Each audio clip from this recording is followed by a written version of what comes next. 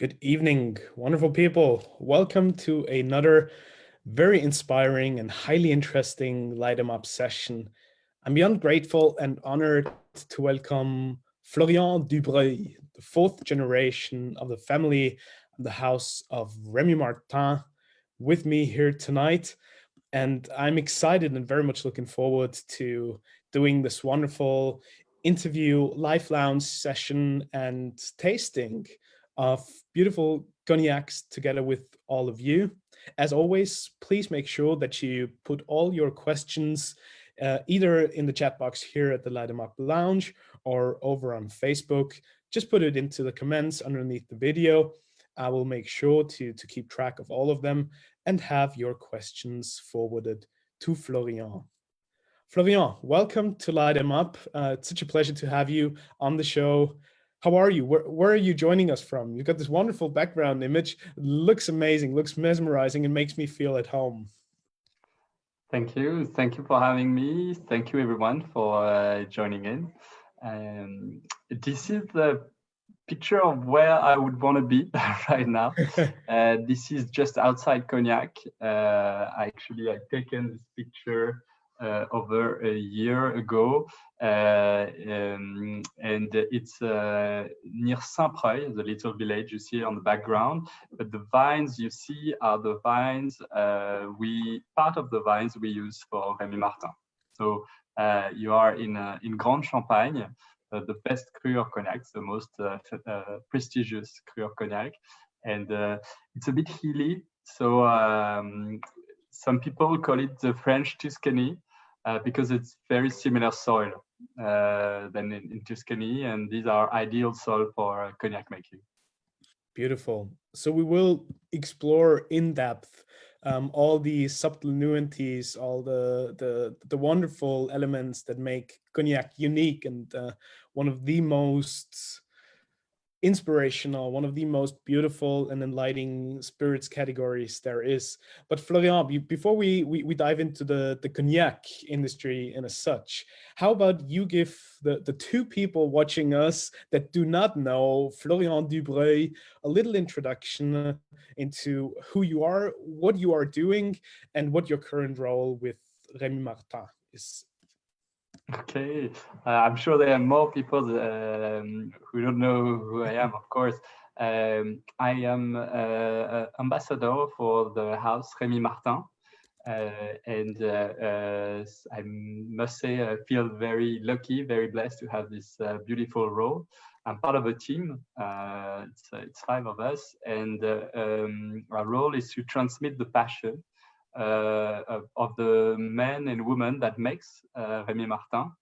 And Rémy Martin is a collective success. It's an alliance of wine growers from Grande Champagne and also Petite Champagne. And together we form a cognac house that has been here for almost 300 years. And so this is who I am, and so our role is to have our wonderful cognac discovered and shared around the world. It sounds a bit like a dream come true, and like the one profession you really want to get into. I know for a fact that you also had another part in your professional life and in your career that was not related to cognac. But how was that journey for you? How did you ultimately end up at the House of Rémy Martin? Of course, it's part of your family legacy, it's part of your history and your rich heritage. But you also explored some other industries on the way. Exactly. Actually, it has been always like that in my family, even though we've been involved in cognac making for many, many generations. We've always started working outside the family business. So after studying, I started in consulting and I followed different projects. And I always had in mind, of course, what was happening in cognac, and I wanted to get involved. And there was an opportunity within the house, and so I applied. For the job. I got through interviews process. Of course, before that, I I told the member of my family that I had already had to convince them prior going through the official process. So they were on board, and when they were on board, I got to the official process. And after discussion, finally, I've been convinced to start to another position that I was applying to, and in a way to grow within the company. And I must say, I've been. It's one thing to know through your family, to always hearing something about the house. It's another thing to be involved and to work in it. So I'm really glad I made this choice, because I've learned so much since it was 5 years ago, and I'm totally a different person now thanks to this experience. And I can only now measure all the great work that has been done through generations and generations, and now the work done today, and we are looking to the future with optimistically. So I think that is a very interesting point that you brought up here, and quite particular. Whereas, in other family-run operations and businesses, probably you would straight away go into that family heritage and become part of the company. But going that different route that you just mentioned of you and all the people that came before you, first of all exploring other parts of the entrepreneurial world, taking all that inspiration and bringing it back to the House of Rémy Martin. What does that ultimately mean to you, or why do you think that is such an important aspect of maturing as a person, as a businessman, as an entrepreneur, and ultimately for your love of cognac? it's very important. I think if it's what I would recommend someone who had this opportunity, and I think often here also to father, mother to their children is try go and explore, do what you want to do, learn from yourself, and I think and or from others. And I think the best way is to go outside to test yourself, know what you're good at, know what you need to improve, and after that, if you have an opportunity, yes, you could follow it. But I think if you start direct, you might miss the opportunity to learn by yourself. And coming at a later stage to this business, I have another approach, and then you can question, but you can understand also why it's like that, and what are the different decisions that led to where we are now.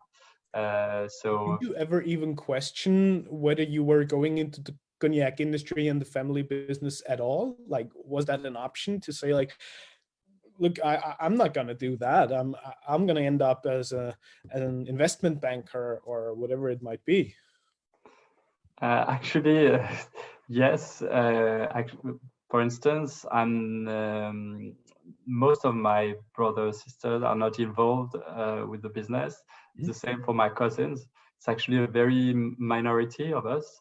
Our CEO is not part of the family, and he has a total confidence, and we trust him. So it was more an opportunity that led me here where I am now. Also, the different experience I had before qualified me also for the role, but it was not given. I really had to learn to be successful at it, and I'm continuously learning.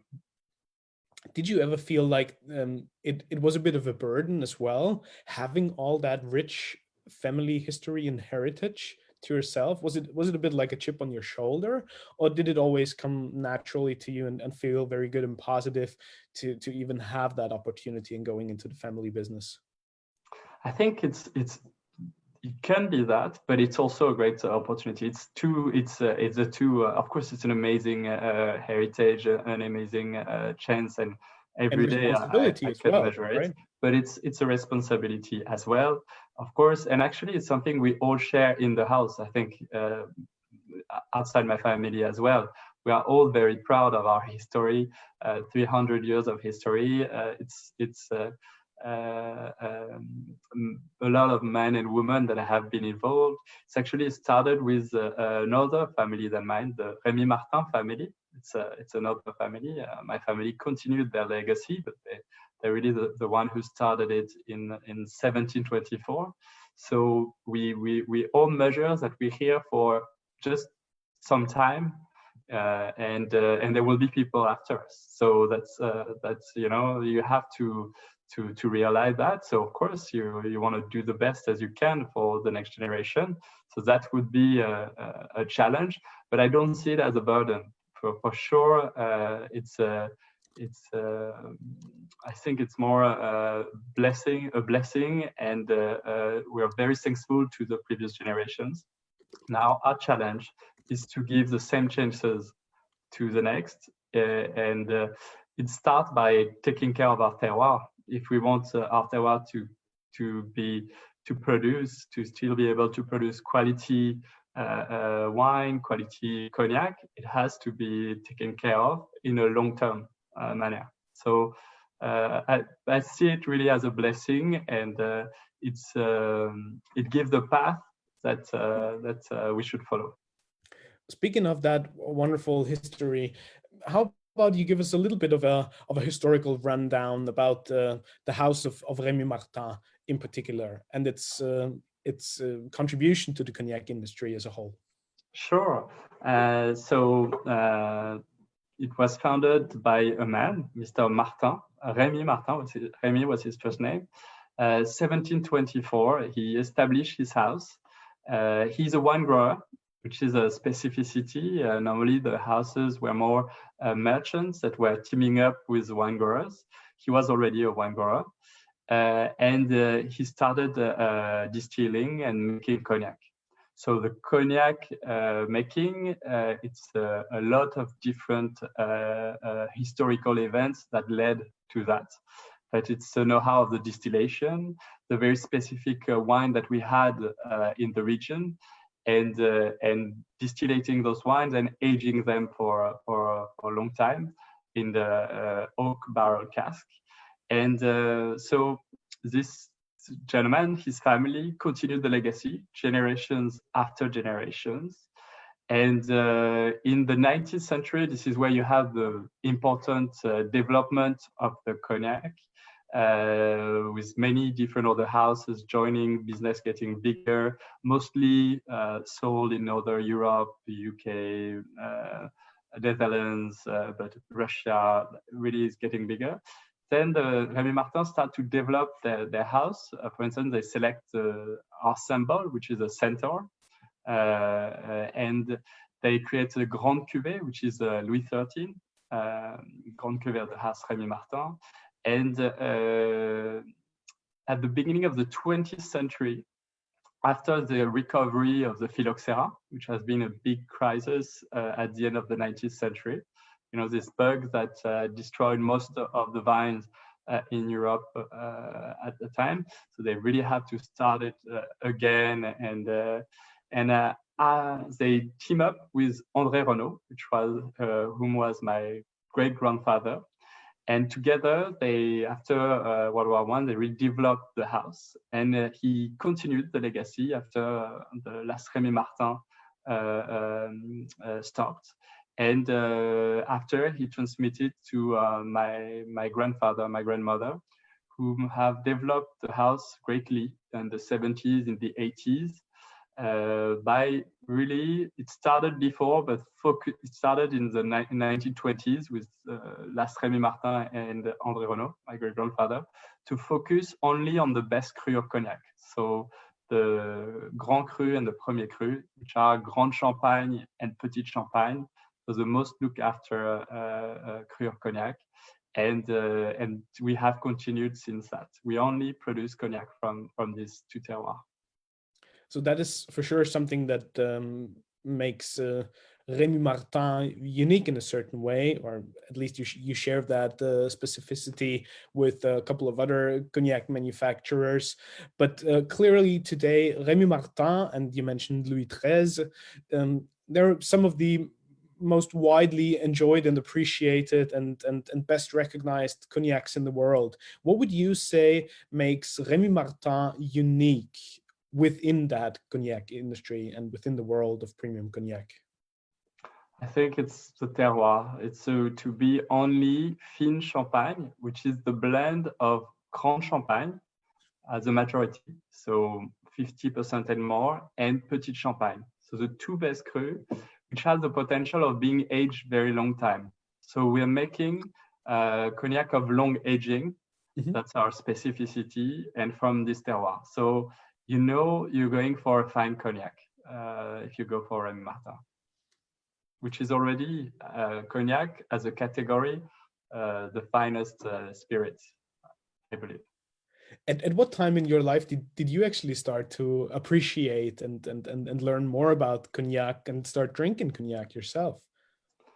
I must say, every day I'm even more drawn to it because I'm lucky with the position I have to be able to taste regularly and at different blends, a different type of eau de vie, different stage of aging.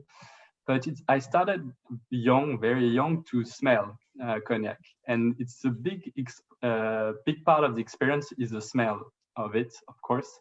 And I must say, even as a child, I was already starting to smell cognac, very young age. But then my parents educated me in drinking. So actually, it only came quite later to start smelling and tasting wine first. Something like 15, 16 years old, really starting to get into wine. And after 18, 20, really starting to go into cognac. And family reunion, family gatherings, special cognac, special blends. For instance, XO that we shall taste today.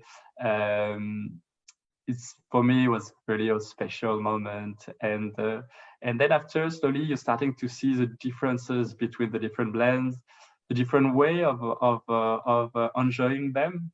Now you can have amazing artists like mixologists creating cocktails with cognac, but actually there is a long history of cocktail making with cognac, and all the different ways you can enjoy it. So it's a journey, like any passion, any taste. The more you go into, the deeper the different layers you can feel.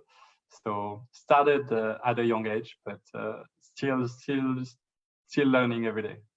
Now, let's be honest. I mean, cognac for a lot of people is probably not the most modern and contemporary spirits category. And I certainly realized in my role as a cognac educator and being sort of an ambassador and spokesperson for the category in its entire sort of picture, that when I do tastings and seminars, for a lot of people there is this misconception and preconception about cognac being your grandfather's drink, a little fusty, a little dusty, a little old-fashioned. But then you also mentioned, of course, cognac has been the #1 spirit in the world of bartending and spirited drinks in the world of cocktails, right?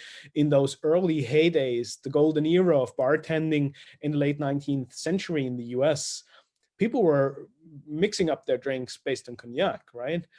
How do you feel about that misconception that a lot of people nowadays have with cognac? And what would you put against that? I think I was also very surprised to see the image it can have. I think it's mostly in Europe, because when I've been lucky to go to North America, for instance, or different parts of Asia. I see that it's actually not perceived like that. So I think it's first regional, and it's a matter of trends and generations. But in Europe, it's true that often people have a bit on an old school image of cognac. And I think it's an interesting challenge to have peers to discover cognac in different ways. So I mentioned mixology. I think that's a great way of discovering cognac with amazing, exciting cocktails. And I believe any tasting in general. I think the more you taste it, the more you're likely to appreciate it, and also to have someone guiding you. There is a way of drinking cognac, and I think sometimes we can forget. And if we don't know it, then it might be a bit complex to understand at first. I think like cigar, if someone hasn't teached you yet, you might not know how to do it. And you're more likely to enjoy if someone guides you. So I think we have a lot of education to do, and it's part of my role now, part of our role with the team to do so. You mentioned you are a cognac educator, so you also educate on cognac, and I think you're doing a great job. All the cognac educators around the world to educate about cognac, but different person are very important, like a sommelier, like a bartender that can educate about cognac. And it's true, you're right, cognac was the most popular spirit in the 19th century. And the phylloxera, which I mentioned, really changed the game at the end of the 19th century. And it was almost impossible to find cognac at the beginning of the 20th century. That's why it was replaced by other spirits. And for instance, especially in the US, there was a prohibition. So it really also changed a lot of the game in the US. And so they switched to more of local alcohol. There was a moonshine, obviously, during prohibition, but after it was bourbons and eventually led to whiskey. So these are different trends. They go and they change. What is interesting to see is cognac drinkers around the world. They tend to be not fairly young, not old, I was gonna say, but you have different age. And also not only men, it's fairly fair. You have young men and women enjoying cognac around the world. So that's quite exciting. Absolutely. And I mean, in particular, when you consider that the aromatic profile of cognac is truly very elegant, super subtle. I mean, you have all these fruity, slightly floral nuances in there. It's not just always smelling like dark wood and leather and cigars. I mean, there's this very delicate, almost, as I call it, like a feminine side to cognac, right? Definitely, I think the closest there is to cognac could be fragrance. Mm-hmm. It's the fragrance of a cognac is a big part of the experience, and I really love doing a tasting mixed, with men and women, because our perception, our sensitivity could be different. And I think also the words we use can enrich the experience of everyone. I totally agree. I think you have amazing spirits around the world. I totally agree. But I think cognac brings this elegance that you find in good cognac that is really interesting.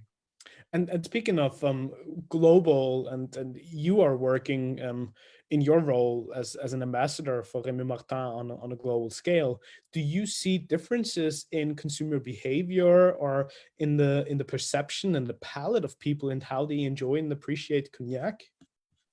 Yes, definitely. I often think that there is as much way of drinking cognac that there is of cognac lovers. I think in Asia, I've been amazed to see cognac enjoyed during dinners, mixed with tea, hot, cold tea. In the US, a lot of cocktails, a lot of long drink with some sodas, but sometimes very elaborated sodas and elaborated drinks. Mhm. But around the world, also, in Africa, in some high energy places. So I've met some very, very knowledgeable clients all around the world, people that knew about Cognac a lot, taught me a lot about Cognac as well. So I think, everywhere around the world, it's a matter of perception and it's a matter of passion. So after you have people going, as deep as they want. And definitely, there are some ways very different. Northern Europe, Southern Europe is very different. East, West Europe, very different. So yes, definitely, I totally agree. Florian, before we go any further, how about we pour our first glass of cognac and start with a little tasting here as well? Sure, We've got three please. qualities that we're going to sample today. Exactly. We've got the beautiful I got it. Rémy Martin VSOP. So you're one of the first to have this bottle. Before in Europe, it has been mature cask finished. Yeah. And we switched to this frosted bottle that also was lucky to have one at home also. Beautiful. It's actually a comeback of an iconic bottle we had and has been present around the world. And we switched about a year ago in Europe.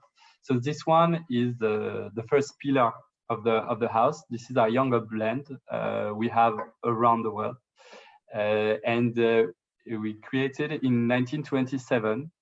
It was back then the first VSOP Fin Champagne. So you have written on the bottle Cognac Fin Champagne, and so it was the first VSOP.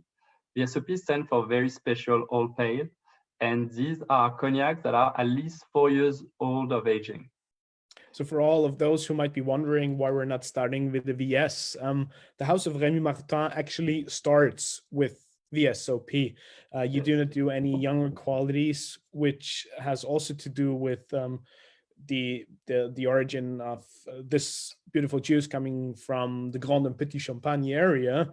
And these crus tend to take a bit longer in maturation to really reach their peak in aromatic subtlety and the elegance and all these beautiful aromatic and taste nuances that you have in there.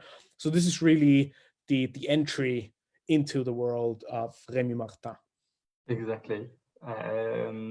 So that's just so you know, in 1927 when we started doing that, it's not even recognized as cru yet. We will have to wait 8 years before it's recognized. So it was really before people knew. So it was an innovation really back then. So you should pour yourself a glass. I did it already.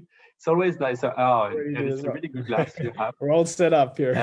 So always recommend to serve it a bit in advance, your glass, if you can. If you know you're going to drink, serve your glass, let it sit in the glass for some time. You can even swirl into your glass like that, to prepare or swirl it, turn it like that. And this is also a really good glass. This is a glass we use in Cognac when we do our tasting. It's a small wine glass. So actually any wine glass would do, but we use a small one. And what is interesting is to have enough height when you will appreciate the aromas, you have the full fragrance. So when you taste a cognac, always try to taste it neat first. And then after you could add ice, you can start playing. But when you start, always try to taste it neat, room temperature. That's the best way. So take some time to appreciate the color. It's coming from the aging, because after distillation, it's a transparent spirit. And with the aging, it will develop aromas in the wood, and it will take this color, this mahogany color. And also, which is interesting, to look at the tears that will stay also on the glass. It's what will happen in our mouth as well. So you can start, of course, nosing it. I would recommend a bit below the chin to start having your first aromas.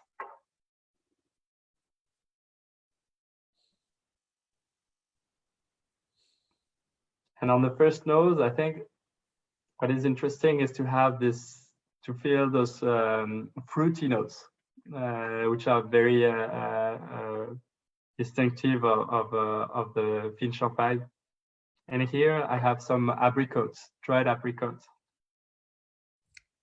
Stone fruit, you obviously get a lot of that raisiny and winey characteristics as well. Yes, a bit citrus, a bit like dried resin, like sultana, resin. I have some baked apple coming right now.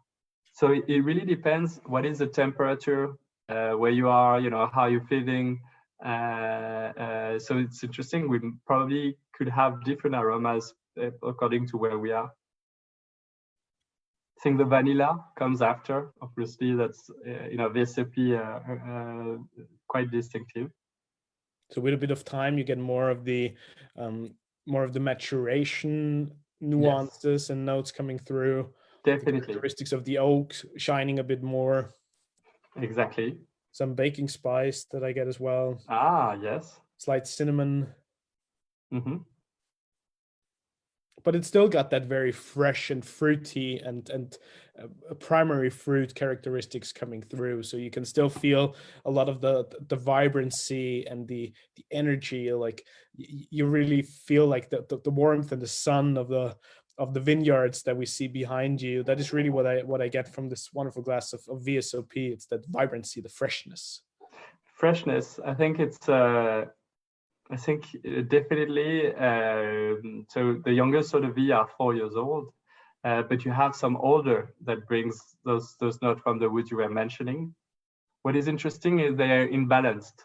You don't have the fruits only on one side. You don't have the wood only on one side. You have the spices as well. I think we shall taste it. So a tiny drop that you should keep in your mouth. We're not even drinking yet. We're just like preparing our palate. Absolutely. Santé.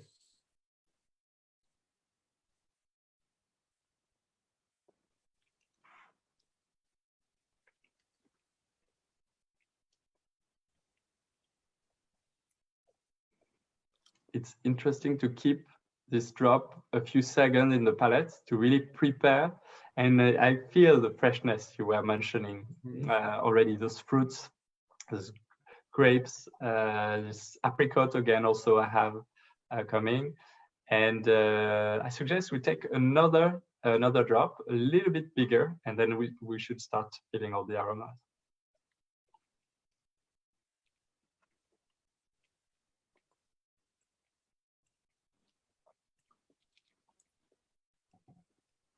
Very elegant, very refined, smooth and delicate. It's got this very creamy underlying quality. I feel some of that vanilla that you mentioned before that you get in the nose. You can also feel it on the palate here. It's just a hint of a sweetness that balances the more spicy characteristics. Some of that clove and the slight bitter quality coming from the wood on the side of the tongue.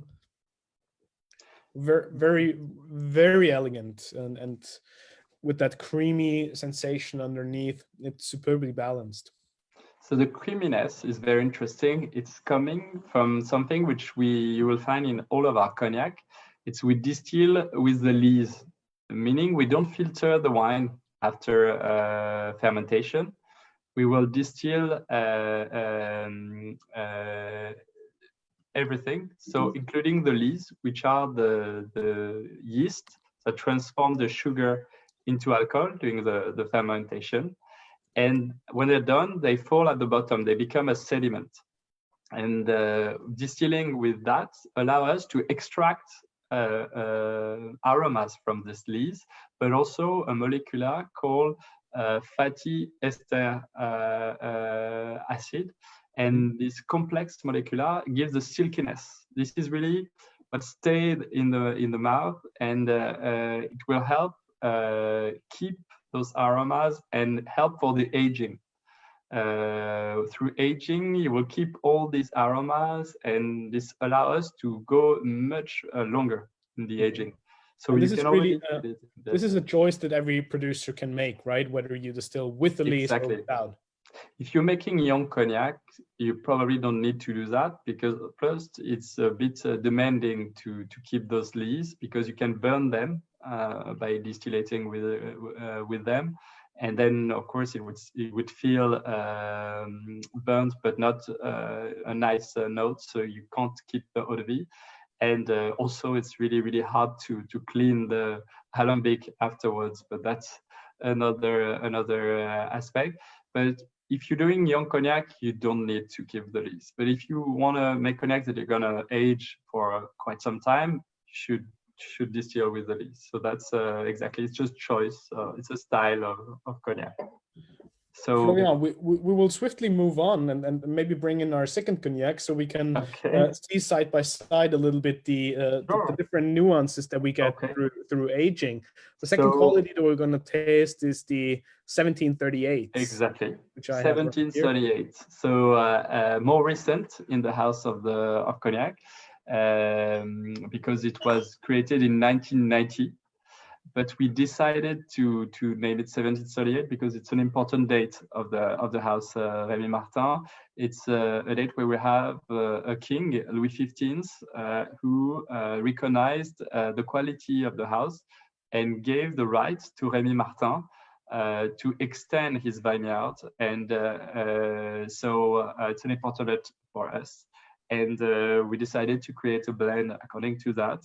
And it's very specific blend in terms of taste. So I suggest let's do the tasting and I'll explain why it's so specific. Perfect. Sounds good. Since I'm well prepared, I've already got my glass. Me too. Well. I prepared before. And you should compare it to VSOP next to it. And you can see it's actually a bit darker to our VSOP. That's interesting. You have eau de vie that are a bit older, and eau de vie that are a bit specific in it. So I suggest, and the drops are still here, still staying thin and staying on the glass. So shall nose it. Whilst you're nosing, I would like to say hello to all the wonderful people who are joining us. We've got plenty of people watching over on Facebook, but of course all our special guests here at the lounge. It's great to see you all, people joining us from all over the place. Roy, who's here from the UK, Sayafi, who also already posted a question. We will have that one heard in just a second. Laurent, my man from Switzerland. It's a pleasure to have you all. Leo, a fellow Frenchman of yours, Florian. So welcome one and all. And if you have any questions, please put them in the chat box. Let me know, and we will make sure that we raise all your questions in a second. Thank you all for joining. It's really nice to see you on the screen, and look forward to your question. Florian, back to you in the nosing. Sorry, I didn't want to interrupt you. No, please. I think, shout out to our friend. Never. I think one rule is to never rush the nosing. It's so important. And come back to it. Even when you're tasting, come back to the nosing, and it's so important.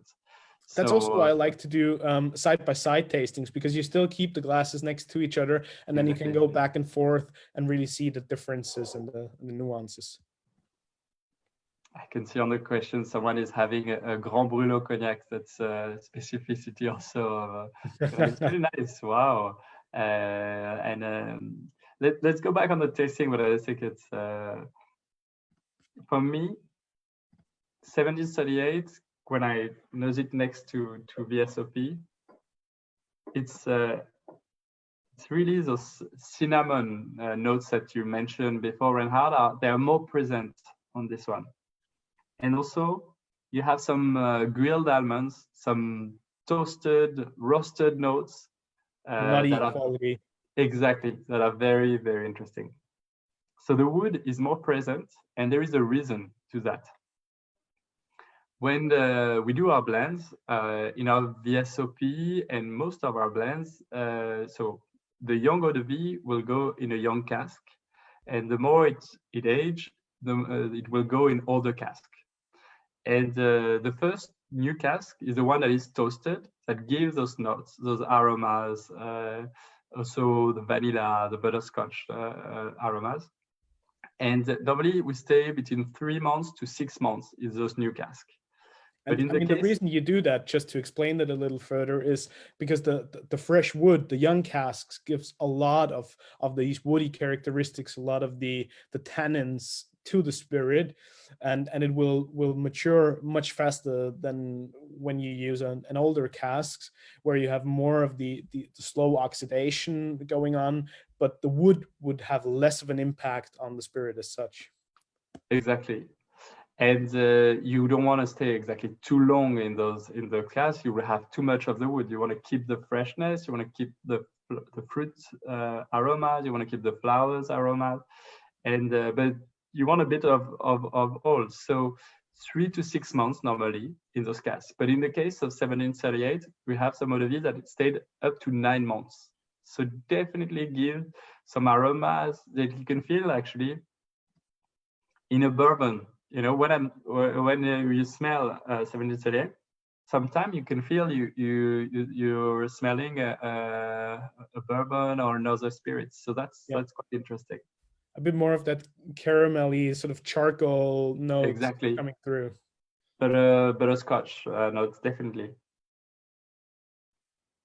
It's very, I think, very appealing to people that are even not into cognac. So that's quite interesting. It's so often the 1738 cognac lover is a different profile than other cognac lover.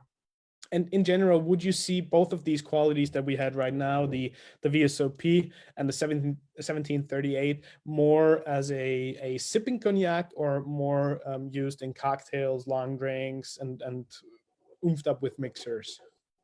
I think they could be all enjoyed neat for sure. But for me, VSOP really is the one that could be mixed pretty much in any good ways. Yeah. 1738, I really like to have it as we are doing it now neat. But I think on the rocks, it also stands out more than VSOP just on the rocks, because if the ice start to melt too quickly on VSOP, you could feel a bit less of it, you know, where 1738 will still stand out because it has some character. And also short cocktails, elaborated cocktail with 1738 are very, very interesting, like your classic Sazerac, Vieux Carré, Harvard with a great red vermouth. Nice. Yes. One of my absolute all-time favorites. I like to keep things very simple, you know, 2-3 ingredients and that's it, and really make them shine. Like simplicity. That's a good way. That's a good way of, if you know, enjoying good spirits, you could keep it simple and it will be brilliant. So that would be for me a great usage, a great way of enjoying 1738. Let's taste it, shall we? Absolutely, please lead ahead. So again, tiny drop by drop is the way of enjoying good cognac.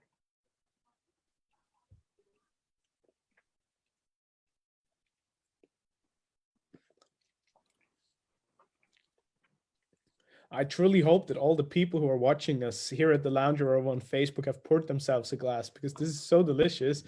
I hope you're all joining us. Me too. I hope. I would love to know what you're drinking and what you're feeling. So I know someone is having a Brûlot Charentais, which is really nice.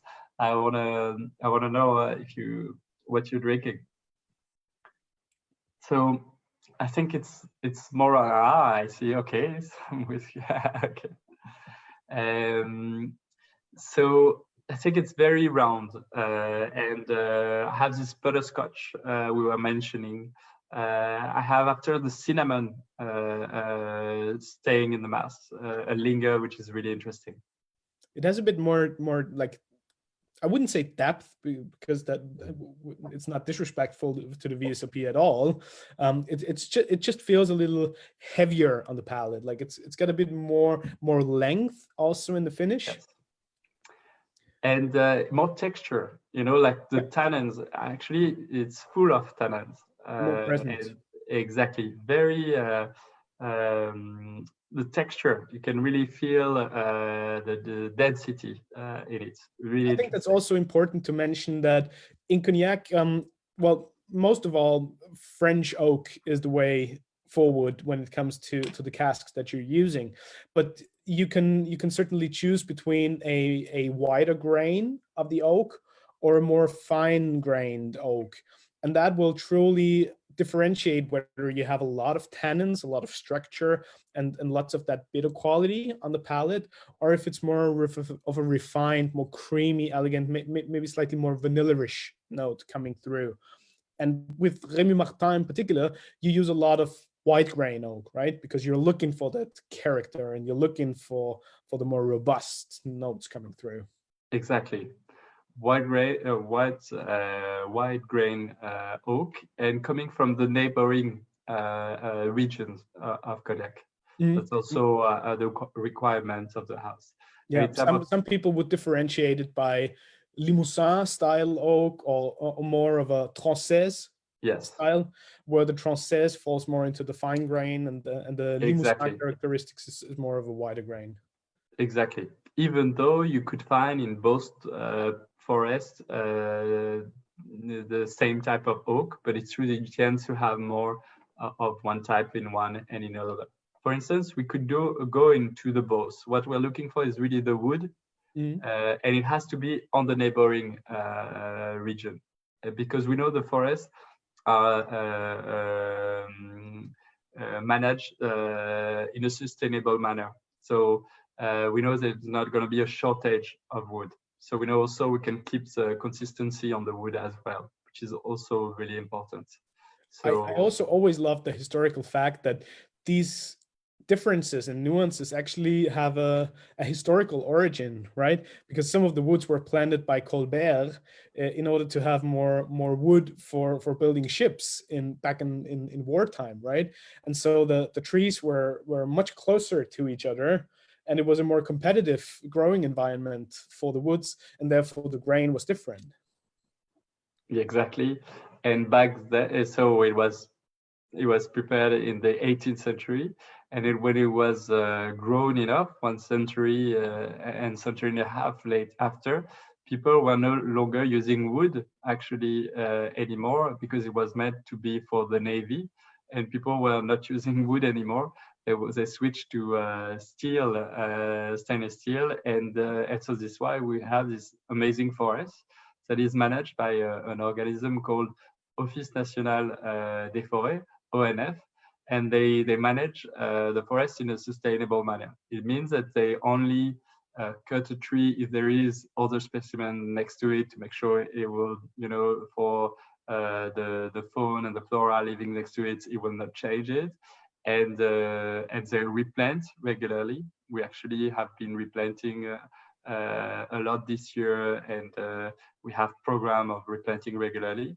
And this why we have these amazing assets, and by taking care of it, we know the next generation will have enough trees for it. So yes, it's coming from this history of Colbert. Glad you know it. And Florian, just to give all our people watching us a brief idea of the capacity of the casks that you're using. Yes. So the regular cask would be 320 to 340 liter. Yeah. And sometimes the very, very old casks we use are larger. And in between, we can use some vats that are very large cask. So these are the casks we use often. But the Cognac style is pretty 320 to 360 with a 340 medium. Actually, it's interesting to see that it has evolved also through time, but it's been pretty much similar. Yes. Let's do a final sip of the Exactly. 38. Please. Santé, everyone. Santé.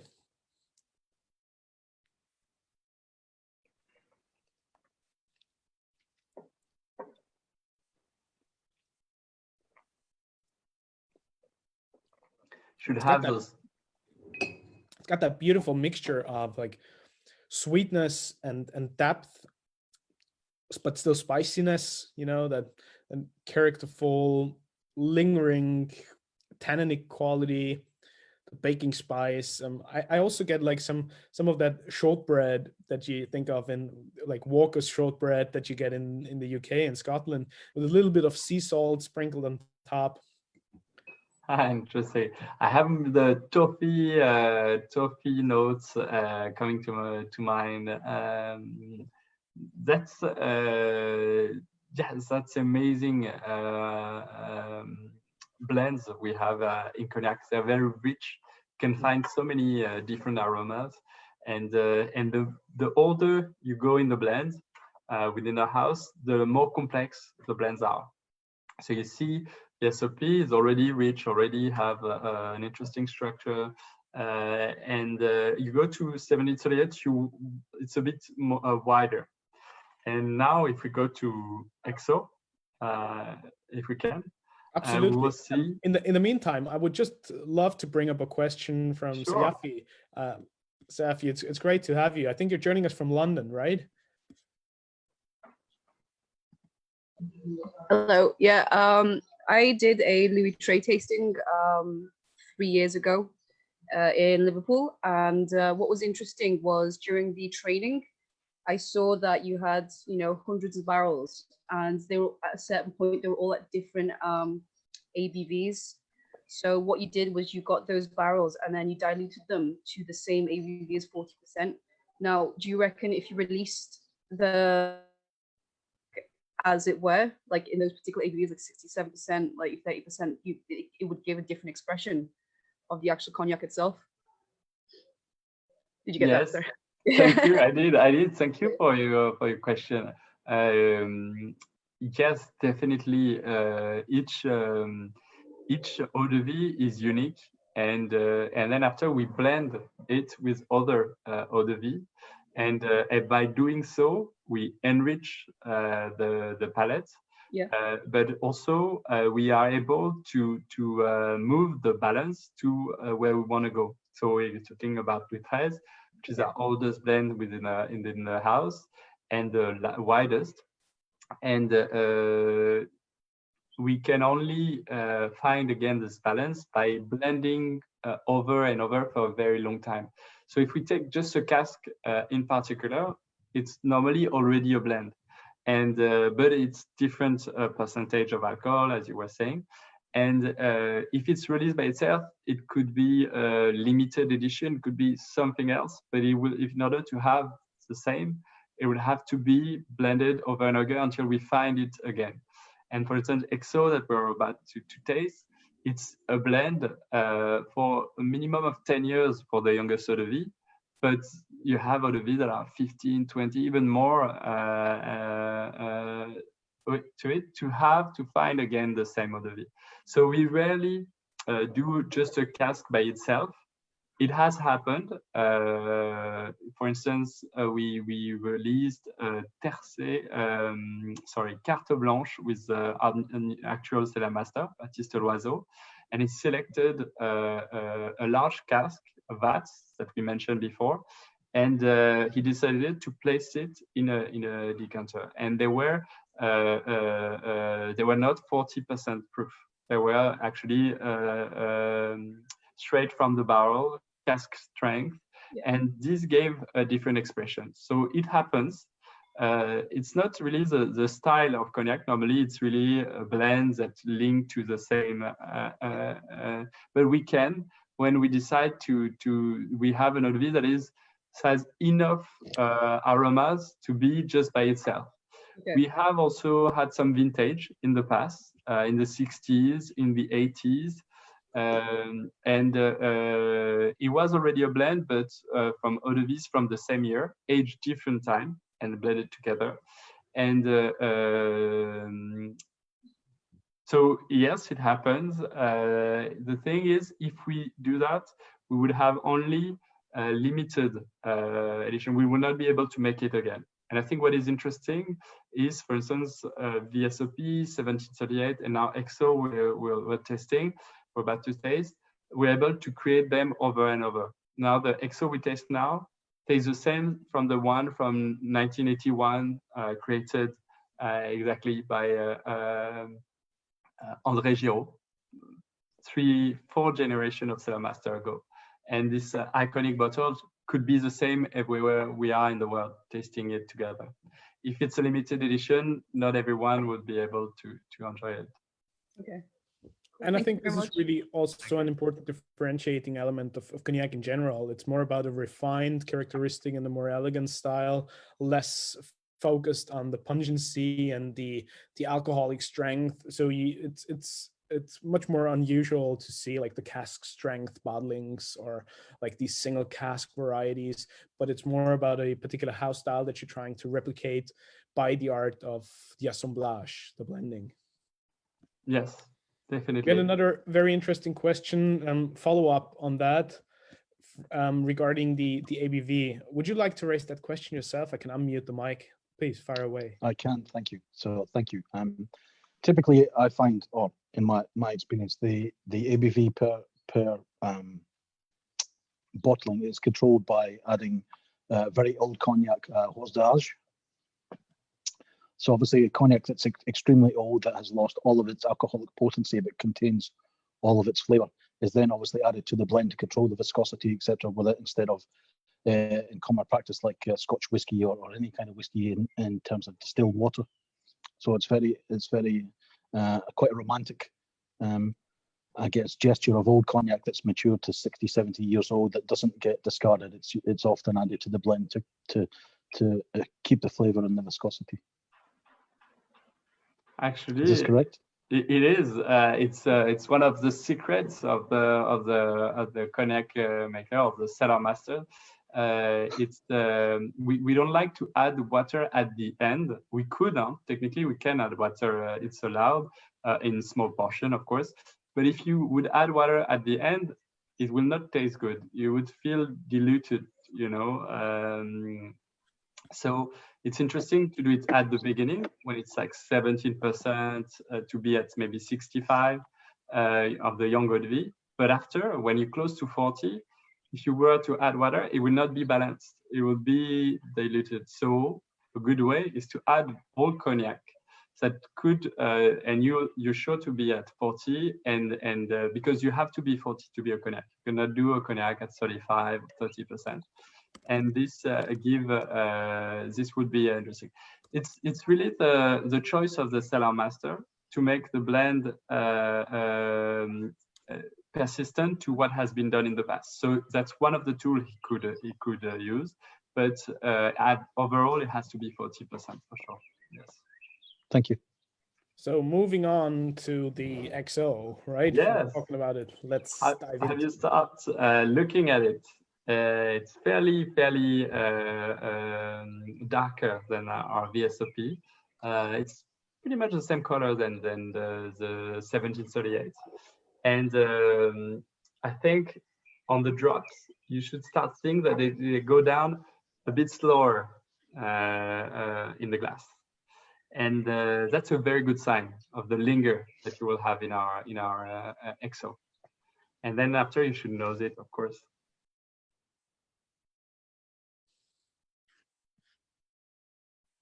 And it's very complex. You can feel the complexity of XO. We like to describe it as opulent. It's very rich in aromas. So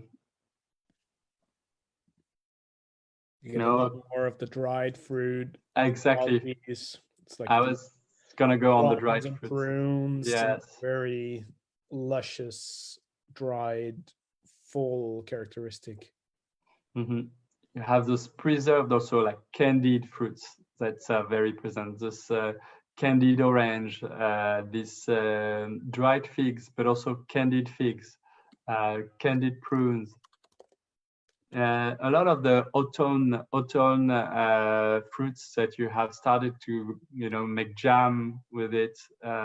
You've been really into this world. We have an expression in cognacs that we like to use for old cognacs. It's a rancio. Yeah. And it describes the old aromas coming of old cognac. And I'm going to write it so you can see how it's spelled. And it's after each house could have a different definition for this word.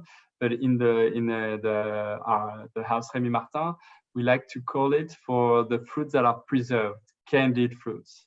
And this is really where we are on EXO. It's really interesting. I sometimes feel like rancio in the spirits world is a bit like umami in the food world. A lot of people are talking about it, yet nobody is really sure what it actually means or how you could describe it, right? But it's that very deep, luscious, super full-bodied and complex quality that you get of like some leathery nuances in there, a bit of like that oaky, like slightly foosty, but very, very sort of that lingering sensation that you have on the palate with that deep aromatic quality to it as well. It's fascinating, but really hard to put a finger on it, right? Yes, I think that you totally gave a good definition. I think after it's really each house could have a different view on it. For some people it's more about the wood. For some people it's more about the fruits. I would say for us it's about the fruits. We want to keep those aromas. We don't want the aging to be about the wood only. We want it to keep the fruits. We want to keep the flowers. So after it's really depending the different expression of it, but definitely it's coming from the aging aromas that you don't have or you can hardly feel when they're young, but they will come with the time. I think this is what we have with all those preserved fruits. But we kept some of the spices we had before. We still have the vanilla present. We have the honey that has appeared, which is interesting. That comes also as part of the rancio for us. And definitely, I feel some of these leathery qualities. Yes, definitely. That you can imagine on the sofa of your logo, of your picture. Yeah. With a So sprinkle of gold. Shall we taste it? Yeah, a tiny drop. And thank you all for listening, for your question, and it's a pleasure to be with you today. So cheers to everyone. Santé.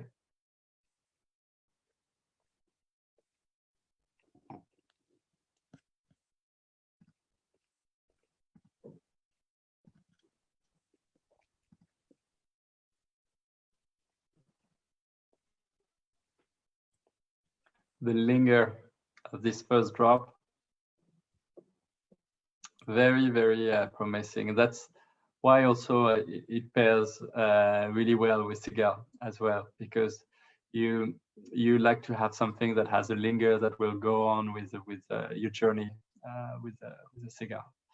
So I was just wondering, we have a lot of our cigar aficionados on the call. What are you guys smoking? Which cigar are you enjoying? And did you pair it with the cognac? How's that experience for you? Yes, definitely. White Churchill. That's a really good choice. Actually, from Romeo and Juliet, we have quite a few. I actually prepared a wide selection for you guys because I know you love. So I prepared one from Romeo and Juliet. There is Cedros Deluxe, actually, numero uno. That is a good one. Of course, Siglo Dois from Cohiba, really nice. Monte Cristo number 4, definitely. One of my favorite, Hoyo de Monterrey, Petit Robustos, really, really nice. You were with Davidoff previously. Davidoff's Air, Special Air. Roy, Arturo Fuentes. Yeah. Roy, Yes. you were smoking the Davidoff before. What are you having? Davidoff small batch. Wonderful. Yeah. Nice. We do quite a few events in the UK with Rémy Martin, actually, and cigars. Yes. What is your favorites, or where you? It depends on what we do. So we do a lunchtime kind of event where we start with a Rémy Martin cocktail. So Rémy Martin with tonic water. Normally light a cigar like a Davidoff signature, something from the signature range. Then we have lunch, and after lunch we normally have a tasting of the 1738 during lunch. And then the XO at the end. And we indeed normally do a special R or a 702 special R. Nice. That sounds like a really good program. So it's a really good thing you have going on. I think it's really important to select the module to which drink you're having. I think if you are doing a long drink, a long cocktail should definitely maybe go on the more mild than if you're going for XO or cocktail. You should go for something with a bit more body to it. So definitely, I see someone is having a Quai d'Orsay 54. I think that could be also a good match. I think these are just some ideas, but there's so much more we can enjoy. I think it's too bad to know your your cigar, know your Cognac, and then after try and taste and the XO we're having, it's full of body. It's opulent. You can feel like adding an ice cube to it, a large ice cube to it, or maybe two. To smooth it down could be also a good way of enjoying it. So there's a Medallas de Oro series of the question. I remember a number 2 actually of Medallas de Oro. It's one of my best memory actually. So many possibilities. Normally, when we do events with Louis XIII, we normally do a royal release. Yes. Yeah, yes, or the Winston Churchill Toro. Nice. Yeah. I actually have a question about Louis XIII because recently I saw the Louis XIII Black Pearl. Yes. Is that the same blend as the Louis XIII? So actually, for Black Pearl, it's a limited edition of Louis XIII. We had a few releases of Black Pearl now. It's always a cask, one single cask that we release, and we put the entire content of the cask in decanters. So according to the cask, could be 700 to 800 decanters. And after it's done, when it's released, so we refill the cask, but with different eau de vie. So then it will not give the same exactly. But when we do the blend, we want to have the same profile of aromas. So the idea is that it should taste the same, yet it's unique because it's not blend with other cask. So each release of Black Pearl is unique. I must say I haven't tasted them all, so I would not be able to tell you which one tastes different. But the one I've tasted, they're very close to it. Yet, when you taste next to it, you can always feel there could be a difference, but it's really, really close. It's for collectors and for a special occasion, I would. Because there's quite a bit of price difference between the two. Definitely, it's the scarcity and the fact that a lot of people want it, and unfortunately, we don't have enough of it. We have a waiting list for Black Pearl. I think you're lucky if you live in the UK to have a place in London that has a Black Pearl, and they serve it by the glass at the Dorchester. In London, so that could be a place where you could taste Black Pearl. And if not, it would probably be just an amazing idea to join one of your Royal Release and Louis XIII pairings. Well, we normally do Louis XIII. We did an event once at where was it? We did an event and they showcased the bottle, but we were not allowed to taste it because it's a 15,000 pound bottle of cognac. So yeah, that was a bit too much maybe. Yeah. Also, just for all those of you who are curious, we're going to do a special session about the Davidoff Royal Release. It's going to be on our special Davidoff sessions together with Sam Reuter. So please be on the lookout for that. We actually just finished another wonderful session with Sam before regarding Davidoff Nicaragua. I smoked beautiful box press Toro, delightful smoke, but we're going to do a Royal Release super soon. So be on the lookout for that. Florian, just a short question from Laurent. He joined us a little late regarding your role with the company. Maybe you could just recap that for a short moment. Sure, Laurent. Actually, I see your question. So I'm an international ambassador. We're a team of 5, and our role is to transmit passion about the people making the house every day and introducing our cognac to our clients.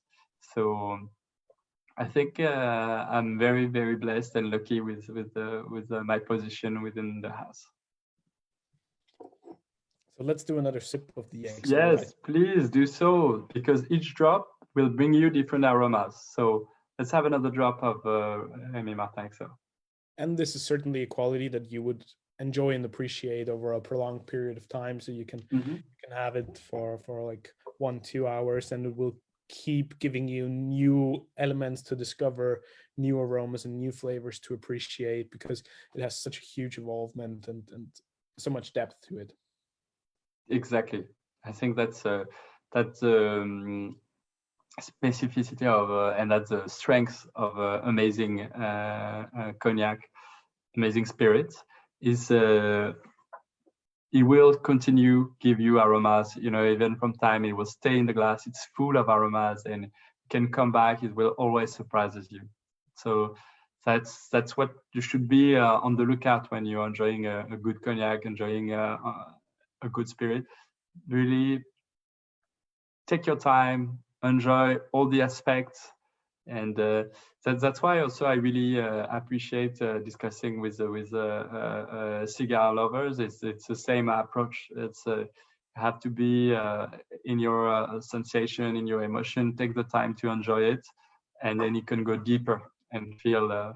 It's not a world where we can be fast paced and rushing to enjoy it. We have to take our time. And since we also spoke about cocktails and cigars, obviously another fantastic way to enjoy and appreciate cognac is actually with food pairing. So I often do events with Michelin-starred chefs or just a regular dinner session where you could pair the entire meal and all different courses with different cognacs. And this could be even, taking a bottle of beautiful VSOP and putting it into the freezer, serving it at -20 degrees centigrade can go beautifully well with some seafood or a more refined fish dish. Then you could certainly bring in some cocktails, but going through like the whole range of Rémy Martin, for example, and pair that with different courses of a meal can be a mesmerizing experience. Yes, thank you for bringing up that. Definitely, you can pair it with food. Actually, I think it's a good time to do it. For instance, XO, I really enjoy it with an aged cheddar, an aged Parmesan, like 24 months of aging. It's really, really nice. And for instance, the VSOP, I like it with a blue cheese, like Roquefort. Very, very surprising. So do not hesitate to play with it. I'm glad you mentioned the sub-zero VSOP, because I do so. I always put a bottle in the freezer. It's no risk it will not break, and you serve it. It's really nice, but you have to drink it when it's very cold, because I think the in between, when it starts to warm up, it's not the same experience. and it's really nice. I see someone say the foie gras and brioche. Actually, it's really nice too. So yes, that's a good one. And ideally, when you serve it straight out of the freezer, you also want to keep your glasses at the freezer for yes, that's a really good tip. It's cold, and you do not have the temperature transfer, because otherwise the cognac will warm up immediately once you pour it. Exactly. But what it actually does is it changes the mouthfeel an awful lot.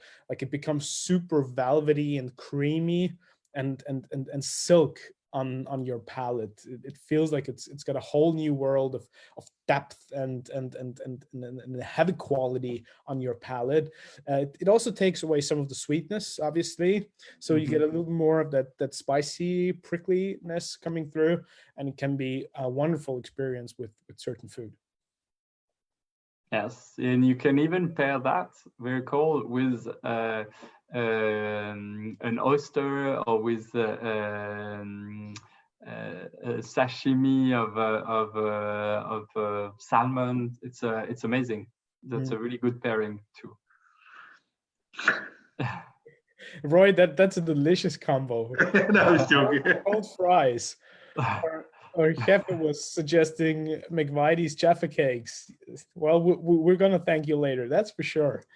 But, go fancy. I always say, don't be snobbish about cognac, but just have fun with it. Enjoy it, appreciate it in all different kinds of settings and pairings. And I'm not a purist in that I would only drink my cognac neat and have not a single drop of water coming close to it. Like, have fun with it, and any way you want to enjoy and appreciate it, that's perfectly fine. Definitely, yes.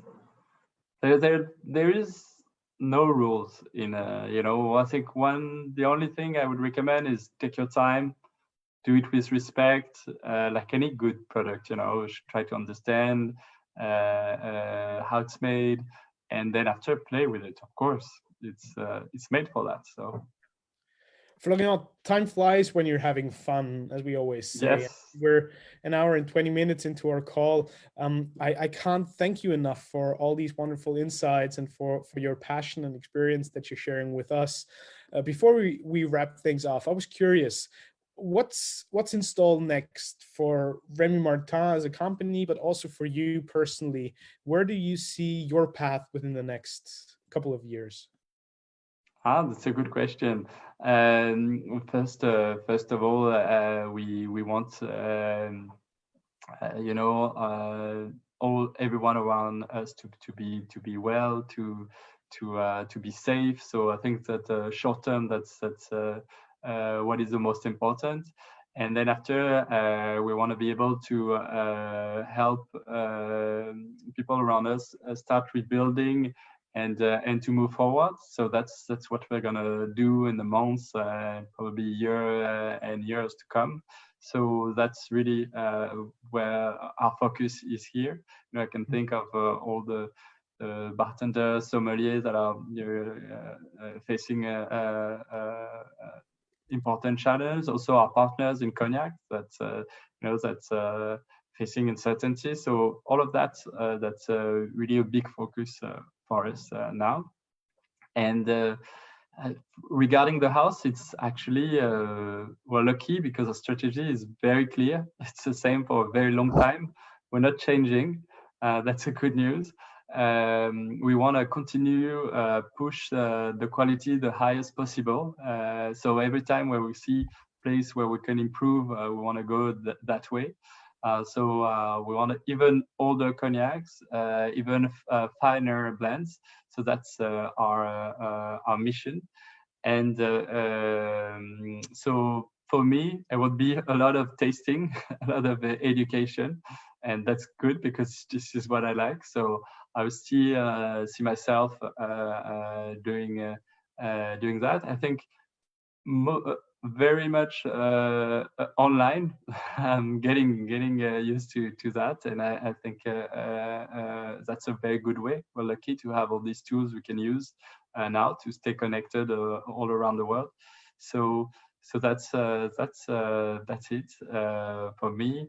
I think it's already a good program for me. That sounds fantastic. Well, again, thank you so much. And one final question, going back to where we actually started and your personal story and the path that you had within the industry. That's inspiring, I think, and very respectable. If you were to give your younger self an advice, and even though you're still a very young Cognac ambassador, and your contribution to the industry means a lot, but if you were to give the 16-year-old Florian Dubreuil a suggestion and an advice for life, what could that be? I think is pursue, as everyone, and as I often still tell myself that, is to pursue your passion. You interested in cigar, interested in cognac, deep dive into this, taste, read, discuss to people who can point you to interesting directions, and understand what and why led us to this point, and to see where we can go next. So I think that's very, very interesting. You know, I'm grateful to be able to take some time to read some of the old text I always, you know, had on my reading list that I was gonna read. Now I'm taking the time to do so, but also to see what's happening now, to read what's happening on the fields that are interesting to you. So being open, very open, and we never fully understand everything. I think there is so much more to learn every time. So that's, I think, yeah, go deep in your passion would be an advice I would give to everyone, starting with myself. What a wonderful way to finish this session. Thank you so much, Florian. It's been a fantastic 1.5 hours together with you. Thanks for sharing everything with us, and keep working as hard as you do. Keep enjoying us and enlightening us with your wonderful products, and please continue your passion for cognac and the finer things in life. It's been an absolute pleasure. Thank you all for joining us, be it here at the Light 'em Up Lounge or over on Facebook. Thanks for being part of this session, and I'm very much looking forward to seeing you all again. Have a fantastic evening, and please be safe. Bye-bye. Thanks, Thanks, everyone. Thank you, guys. Bye-bye.